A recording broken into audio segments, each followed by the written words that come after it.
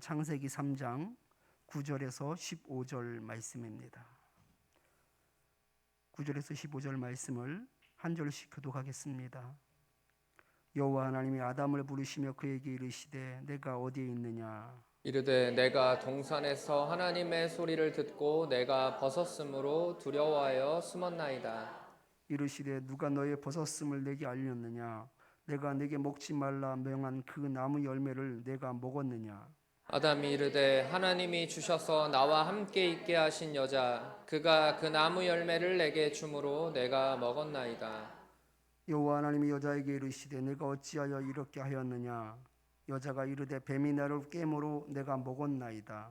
여호와 하나님이 뱀에게 이르시되 네가 이렇게 하였으니 네가 모든 가축과 들의 모든 짐승보다 더욱 저주를 받아 배로 다니고 살아있는 동안 흙을 먹을지니라. 다 같이 내가 너로 여자와 원수가 되게 하고 내 후손도 여자의 후손과 원수가 되게 하리니 여자의 후손은 내 머리를 상하게 할 것이요 너는 그의 발꿈치를 상하게 할 것이니라 하시고. 아멘. 서로 바라보면서 함께 인사하겠습니다. 참 잘 오셨습니다. 네, 참 잘 오셨습니다.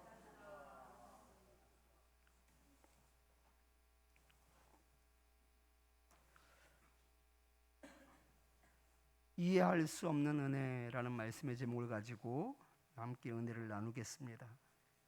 아직 목소리가 온전치 않아서 좀 듣기 힘드실 것 같은데 좀 더 좀 귀 쫑긋하시고 들으셔서 한 말씀도 빠뜨리지 마시고 소화했으면 좋겠습니다.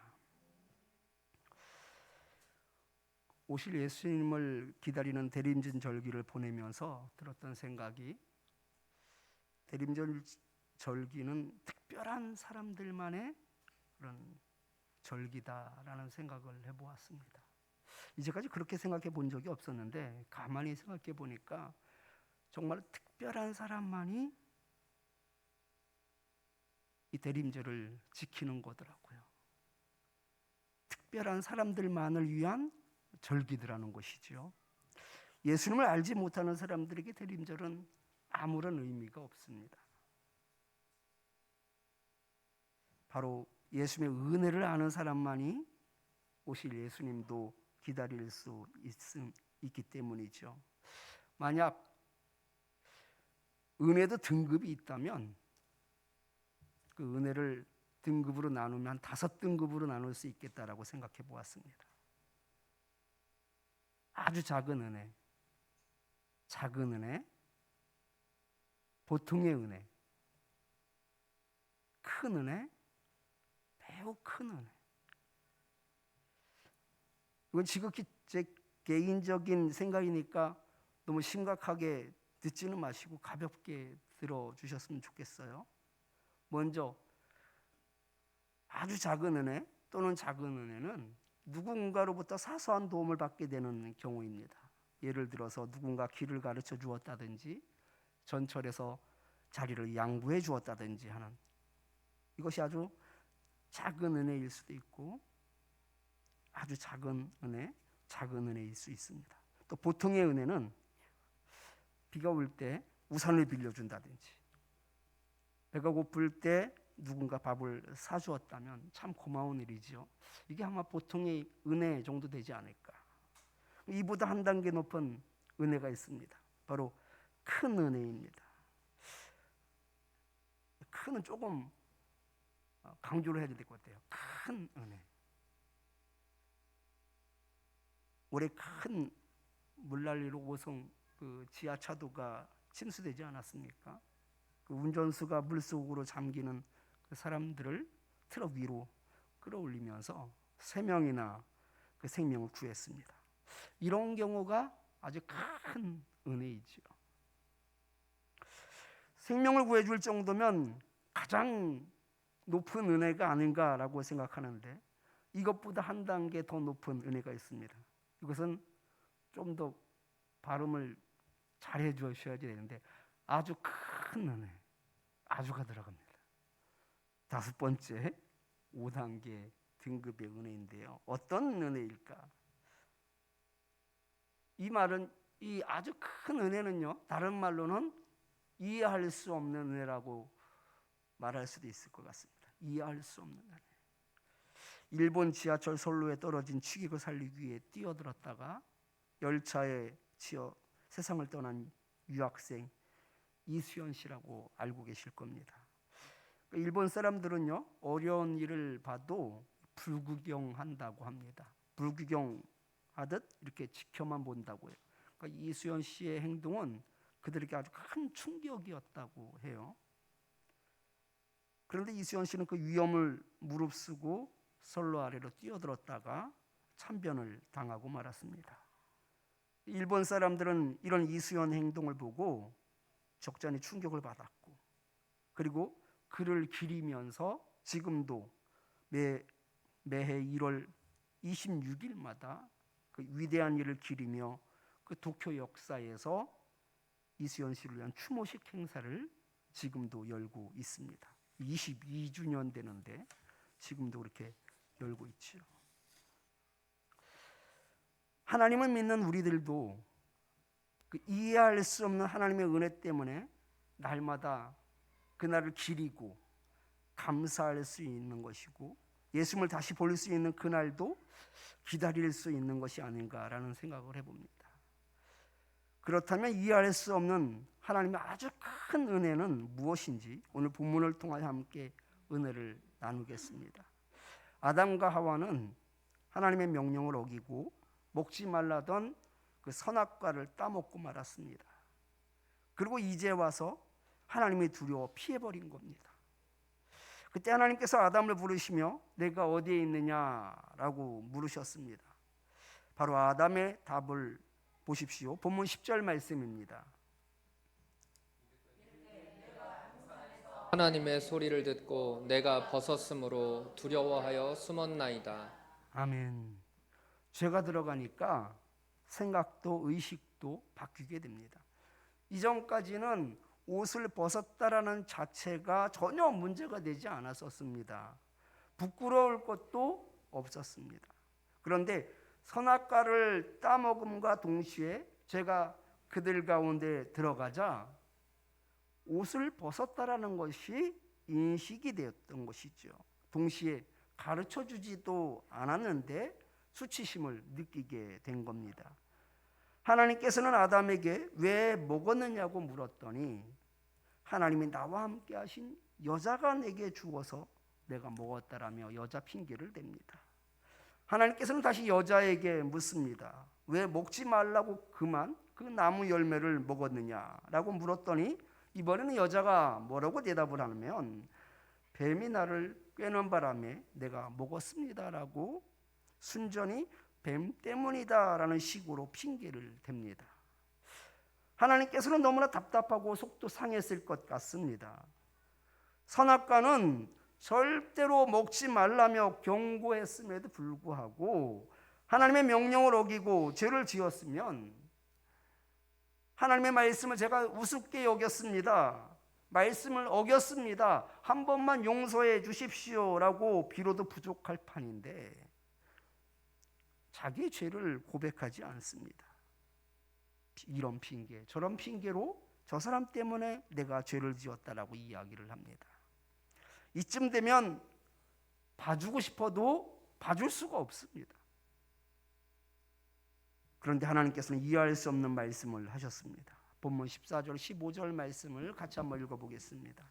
여호와 하나님이 뱀에게 이르시되 네가 이렇게 하였으니 네가 모든 가축과 들의 모든 짐승보다 더욱 저주를 받아 배로 다니고 살아있는 동안 흙을 먹을지니라.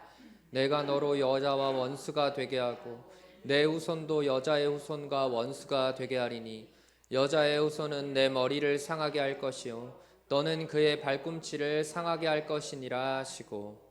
아멘.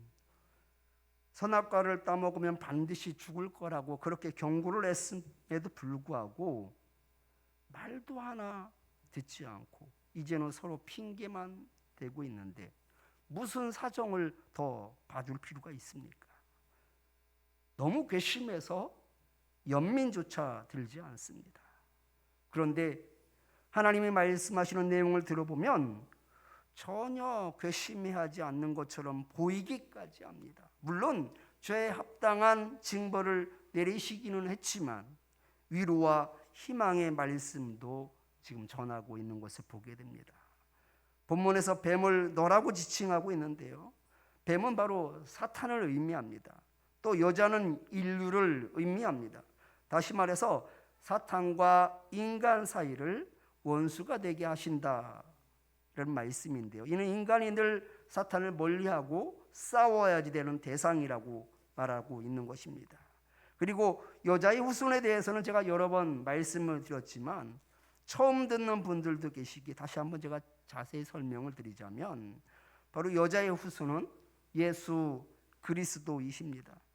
일반적으로 야곱의 족보를 이야기할 때 야곱은 아브라함의 후손이라고 이야기하지 사라의 후손이라고 말하지 않습니다. 왜냐하면 성경은 남자의 후손에 대해서만 언급하고 있기 때문입니다. 그런데 예수 그리스도는 표면적으로는 다윗의 후손이지만 실질적으로는 다윗의 후손이 아닙니다. 예수를 기르신 요셉은 다윗의 후손이 맞습니다. 그러나 요셉은 예수님의 친부가 아닙니다. 예수님은 친부가 없습니다. 성령으로 잉태하여 동정녀 마리아에게 나셨기 때문입니다. 그래서 예수님은 여자의 후손은 될 수 있지만 남자의 후손은 성립될 수가 없습니다. 원래 하나님이신 예수 그리스도께서 여자의 후손으로 오셔서 사탄의 머리를 상하게 할 것이라는 약속을 지금 선포하고 있는 것입니다. 하나님의 명령을 분명히 들었음에도 불구하고 명령을 어겨 죄를 지었을 뿐 아니라 용서도 구하지 않고 핑계를 대기만 급급했던 이 아담과 하와에게 하신 말이라는 것이 도저히 이해가 가지 않습니다. 하나님께서는 어떻게 이 괘씸한 인간들을 위해서 성자 예수님을 여자의 후손이 되게 하실 계획을 하시냐는 겁니다. 여자의 후손이 되는 것이 단순히 여자의 몸에서 태어나만 나는 것이 아닙니다. 목적은 뱀의 머리를 상하게 하는 데 있습니다. 그렇다면 뱀의 머리를 상하게 하는 방법은 뭘까요? 지금까지 사탄을 공고하게 만들어 놓은 깊은 구덩이가 있습니다. 바로 죄의 저주입니다. 모든 인류는 이 죄의 저주에 걸려 결국 깊은 구덩이 속으로 빠져들 수밖에 없었습니다. 죄의 저주를 끊어버리기 위해서는 예수 그리스도께서 세상의 모든 죄를 다 끌어안고 죽는 것으로만 가능합니다. 가만히 생각해 보십시오. 에덴 동산의 죄를 불러들인 장본인입니다. 더군다나 이런 핑계 저런 핑계를 대고 있습니다. 그런데 하나님께서는 뭐가 그리도 불쌍하다고 인간을 죄에서 살리겠다고 예수님은 여자의 후손으로 오실 것을 약속하냐는 것입니다. 여자의 후손으로 오는 것은 우리의 죄를 대신해서 십자가에서 죽음을 의미하는 것인데 어떻게 그런데도 불순종하는 인간들을 위해 이런 결정을 하실 수 있는지 놀라울 따름입니다. 이게 가능합니까? 정말로 이해할 수 없는 은혜입니다. 제가 서두에 은혜는 5단계로 나눌 수 있다라고 말씀을 드렸습니다.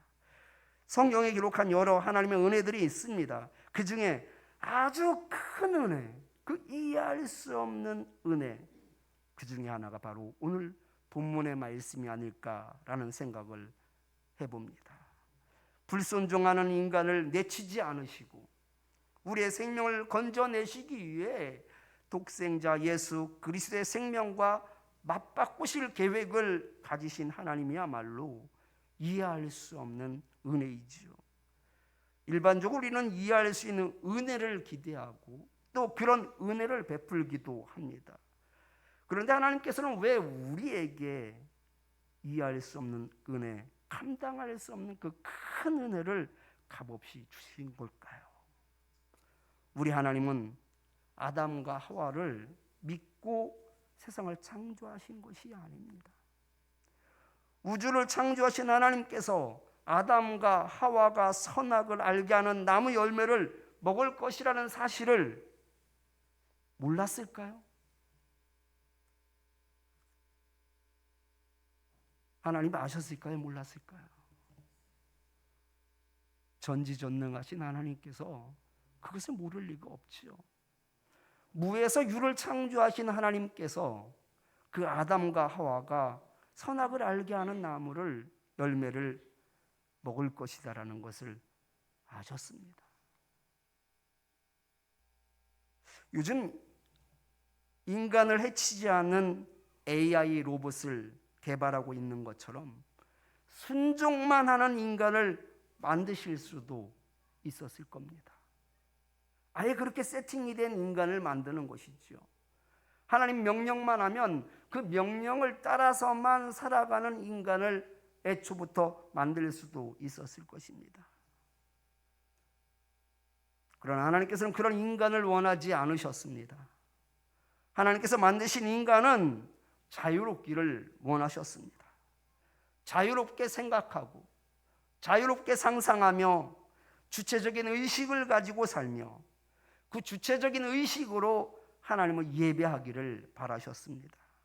왜냐하면 만들어진 생각으로 하나님을 찬양하는 것이 아니라 우리가 경험하고 느낀 하나님을 있는 그대로 찬양해서 하나님께서 받으실 만한 예배가 되기를 우리 하나님께서도 기대하셨기 때문입니다. 로봇 강아지가 출시된 지가 꽤 오래됐지만 보통 사람들은 로봇 강아지에 관심이 별로 없습니다. 교감이 안 되기 때문입니다. 반대로 강아지는 음식도 챙겨줘야 하고 위생도 걱정해야지 되고 때로는 말썽도 피우기도 하지만 주인을 볼 때마다 꼬리를 흔들며 애교를 부리는 모습에 이 반려인구가 점점 늘어나고 있는 것과 같습니다.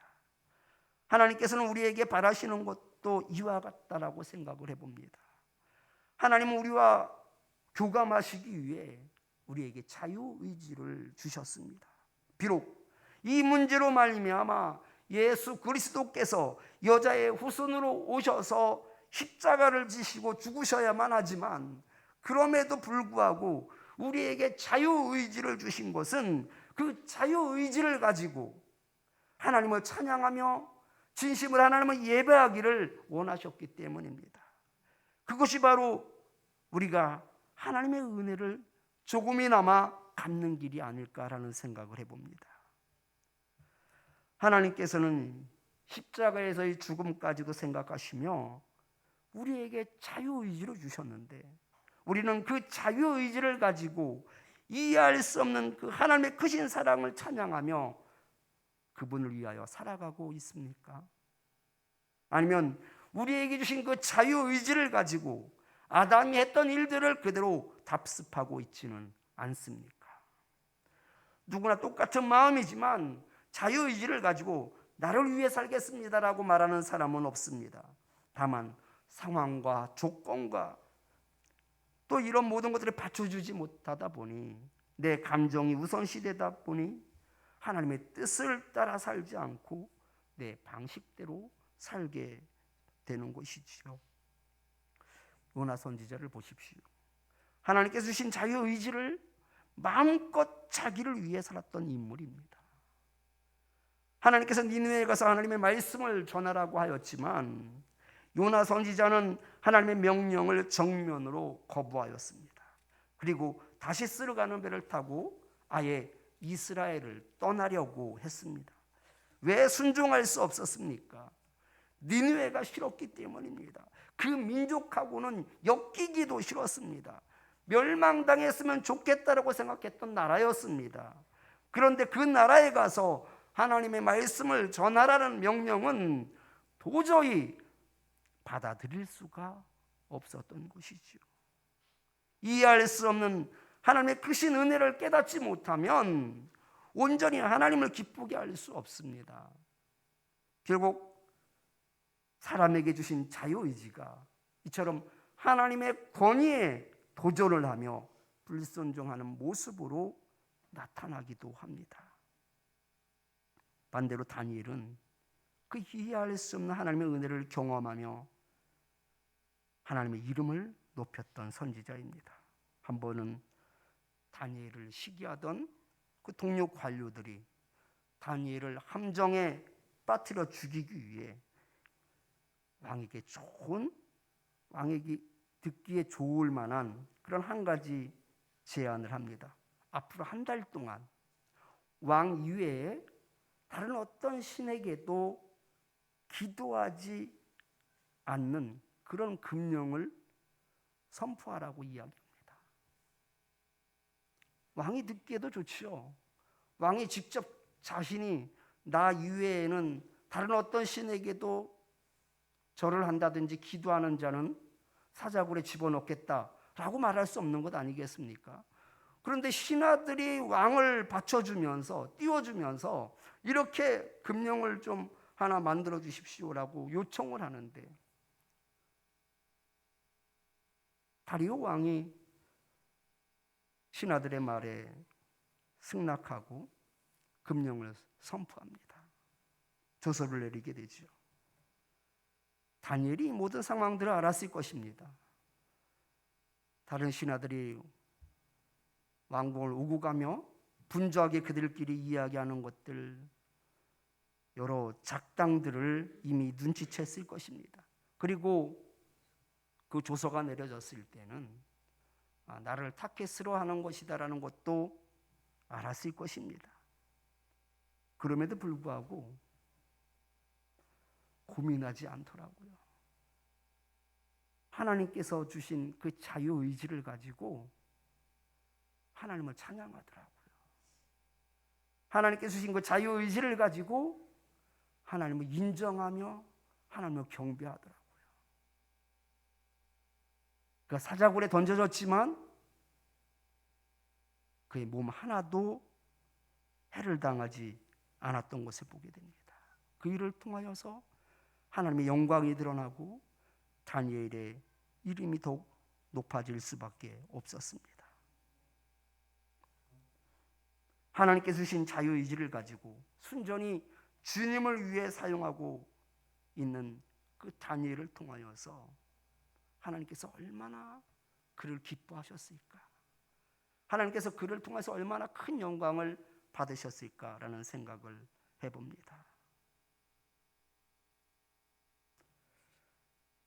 얼마 전 뉴스에서 나온 이야기인데요. 아버지와 아들이 한 오피스텔을 놓고 법정 싸움을 했습니다. 발단은 이렇습니다. 한 남성이 어렸을 때 자신을 정성껏 키워준 유모가 있었습니다. 20대 젊은 나이에 들어와 병약한 어머니를 대신해서 집안일과 4명의 동생까지 혼자 키우다시피 했습니다. 그 어머니가 돌아가시고 나서는 그 친어머니처럼 자식들을 돌봤고요. 장성해서 결혼을 하고 나서는 그 아이들까지 손주처럼 돌봐줬다고 합니다. 사업이 실패해서 어려울 때는 돈도 받지 않고 집안일과 육아를 도왔다고 합니다. 이 정도면 가족이지요. 그런 나이가 들면서 일하던 집을 나왔고 기초생활 수급자로 폐지를 주어가며 생계를 이어갔다고 합니다. 심지어 치매도 앓고 있었다고 합니다. 우연히 남성이 이 상황을 알게 되었고 유모를 딱하게 여겨서 오피스텔 하나를 매입하여 거기에 거주하도록 했습니다. 그런데 7년이 지난 어느 날 이 90대가 된 할머니가 쫓겨날 위기에 처하게 됩니다. 이유는 바로 그 남성의 아들 때문이었습니다. 남성은 유모를 잘 모시다가 돌아가시게 되면 그 아들한테 부동산을 자연스럽게 넘기려고 아들 명으로 오피스텔을 매입했던 건데요. 이 아들이 내 명의로 등록된 이 집은 자신의 것이니까 그 집에서 그 할머니에게 나가라고 이야기한 겁니다. 결국 아버지와 아들은요 법정 다툼이 시작됐습니다. 재판부는 실질적 소유주는 아버지라고 인정하였고, 그래서 할머니는 그 오피스텔에서 그대로 살 수 있게 되었습니다. 저는 자신의 아들보다 자신을 길러주신 그 유모편에 서서 법정 다툼까지 불사한 그 아버지를 생각하면서 참 존경스러운 분이다라는 생각을 해보았습니다. 피는 물보다 진합니다. 아무리 자기 자식이 미워도 자식은 자식입니다. 그럼에도 불구하고 유모편에 서서 싸운 것은 유모로부터 받은 큰 은혜를 절대로 잊을 수 없었기 때문일 것입니다. 우리가 하나님 나라에 가까이 가기까지 이 땅에서 하나님을 찬양하며 예배하는 자로만 기억되기를 축원합니다. 이것이 바로 대림절을 기다리는 신앙인의 모습이 되어야 할 것입니다. 그렇게 되기까지 우리는 하나님의 은혜를 경험해야 합니다. 보통의 은혜도 아니고 큰 은혜도 아니고 아주 큰 은혜, 아무리 생각해봐도 이해할 수 없는 그 하나님의 은혜를 경험해야 합니다. 나 같은 자에게도 이러한 이해할 수 없는 은혜로 사랑을 베풀어 주시고 돌보아 주신다라는 것을 알게 된다면 우리는 우리에게 주신 그 자유의지를 가지고 나를 위해 사는 것이 아니라 비로소 하나님의 영광을 위하여 살 수 있게 될 것이고 하나님 높이며 찬양하는 예배자가 될 수 있을 것입니다. 여러분 기억하십시오. 우리 하나님께서는 우리 자신의 자유의지를 가지고 하나님을 찬양하기를 원하셨기 때문에 그것을 감수하면서까지 예수님이 십자가에 못 박혀 돌아가실 것을 아시면서도 우리에게 자유의지를 주셨습니다. 그 자유의지, 이제는 하나님을 위하여, 하나님의 영광을 위하여 사용할 수 있는 저와 여러분들이 되기를 축원합니다. 말씀을 기억하면서 우리 은혜 함께 찬양하겠습니다.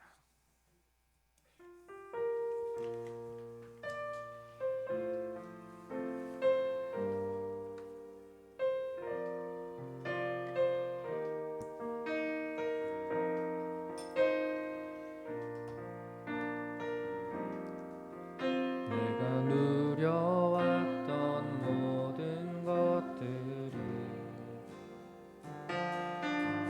내가 지나왔던 모든 시간이 내가 걸어왔던 모든 순간이 당연한 것 아니라 당연한 것 아니라 은혜였어.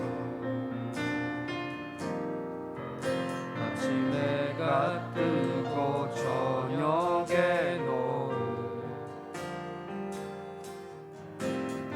꽃향기와 가을의 열매 변하는 계절의 모든 순간이 당연한 것 아니라 은혜였어. 모든 것이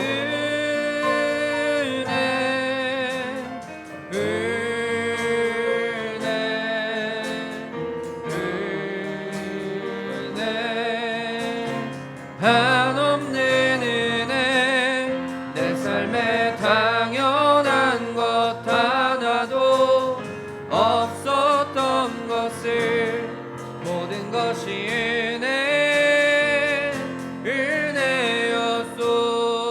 내가 이 땅에 태어나 사는 것, 내가 이 땅에 태어나 사는 것, 어린아이 시절과 지금까지 숨을 쉬며 살며 꿈을 꾸는 삶, 당연한 것 아니라 은혜였소. 내가 하나님의 자녀로 살며 오늘 찬양하고 예배하는 삶, 복음을 전할 수 있는 축복이 당연한 것 아니라 은혜였소. 모든 것이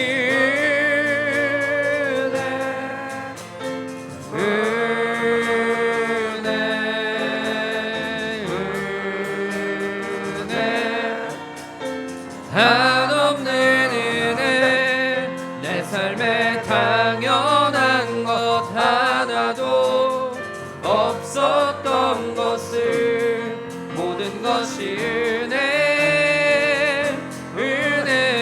모든 것이 은혜, 모든 것이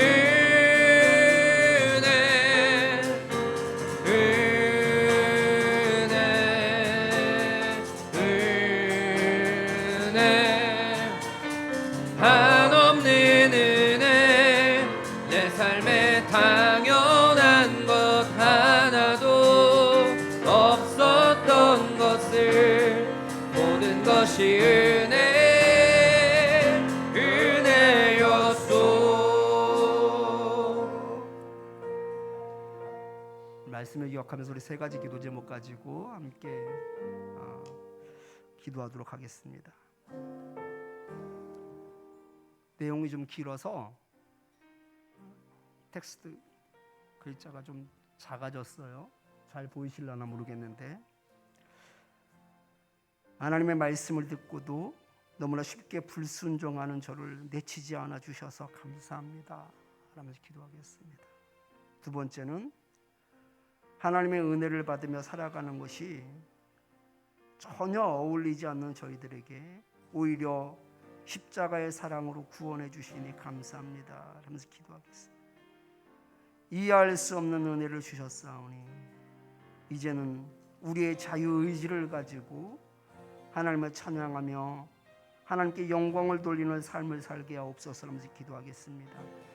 이 시간 우리 주여 한번 부르시고 함께 기도하겠습니다. 주여.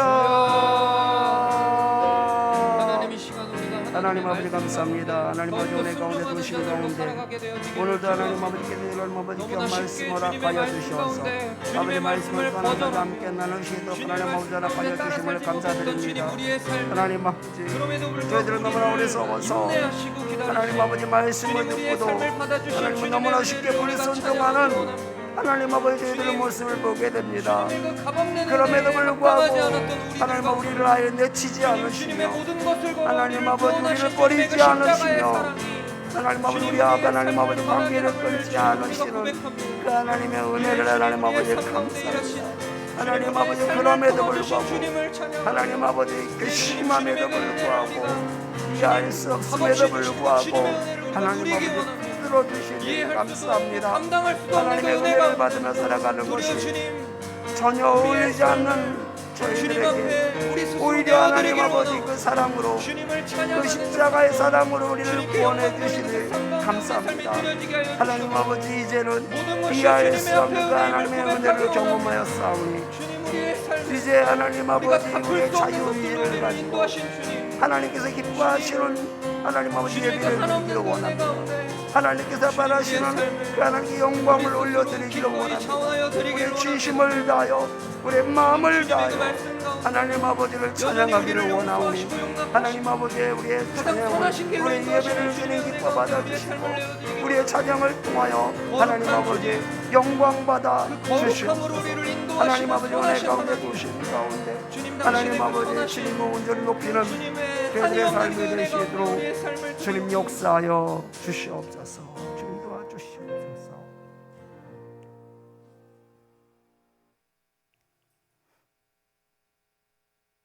하나님 아버지 저희들이 얼마나 악한지요. 하나님의 말씀을 듣고도 순종하기를 꺼려하며 불순종하는 자들이 저희임에도 불구하고 하나님 저희를 내치지 않아 주셔서 너무나 감사합니다. 저희를 버리지 않으셔서 너무나 감사합니다. 하나님의 은혜를 받으며 살아가는 것이 전혀 어울리지 않는 저희들에게 오히려 그 십자가의 사랑으로 붙들어 주시고 그 십자가의 은혜로 구원해 주셔서 너무나 감사합니다. 이해할 수 없는 그 하나님의 은혜를 경험하여 가게 하시니 감사합니다. 이제는 그 하나님의 은혜를 기억하며 나에게 주신 그 자유의지를 가지고 진심을 다하여 하나님을 섬기며 하나님을 찬양하며 하나님을 높이며 하나님을 예배하는 자가 될 수 있게 하여 주시어서 하나님께서 기대하시며 바라셨던 그 영광이 우리를 통하여 이루어지게 하여 주시옵소서. 예수님 이름으로 기도드리옵나이다. 아멘.